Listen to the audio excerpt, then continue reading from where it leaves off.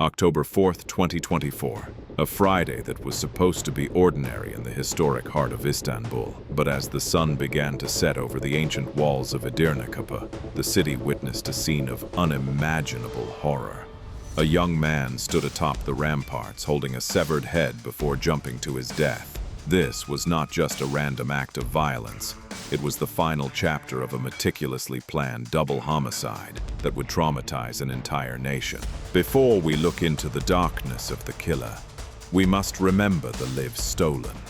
Ayşenur Halil and İkbal Uzuner. Both were only 19 years old, with their whole lives ahead of them. At 3:30 p.m., Semih Çelik murdered Ayşenur Halil in his own home in Eyüp Sultan, leaving her body behind as he moved toward his next target.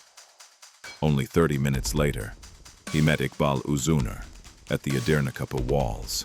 İkbal had been stalked and harassed by Çelik for years. She thought she was meeting him to end the nightmare. She didn't know the nightmare was reaching its peak. What happened on those walls defies human comprehension. Semih Çelik didn't just kill İkbal. He performed a ritual of absolute depravity. Using knives from a set he had prepared long ago, he dismembered her body into 6 pieces in front of the horrified eyes of the public and İkbal's own mother, who was screaming from below. He threw İkbal's severed head down from the walls. The brutality was calculated. When police later searched his home, they found a notebook with a charcoal drawing he had made a year prior. The drawing depicted a dismembered human body, exactly as he had executed his crime on that day. Who was Semih Çelik?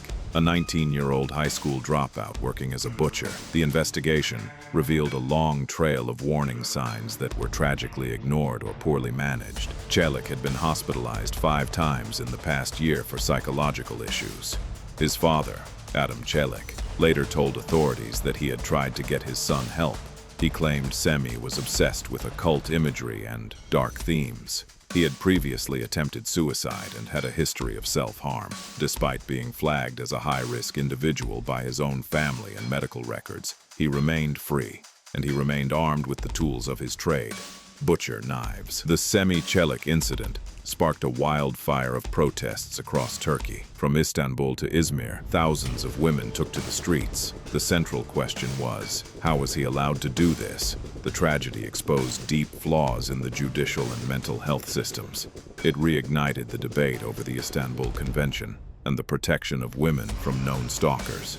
The fact that İkbal's family had filed multiple complaints against him in the past, yet he was still able to lure her to those walls, became a symbol of systemic failure. The Edirnekapı walls have stood for centuries, surviving wars and earthquakes. But now they stand as a grim monument to a failure of protection. The story of Semih Çelik is a terrifying reminder of how obsession, when left unchecked by society and law, can turn into a monster. As we close this chapter, we remember Ayşenur and İkbal, not for how they died, but for the lives they deserved to live. May their names be the catalyst for a change that ensures no other family has to look up at a wall in such despair.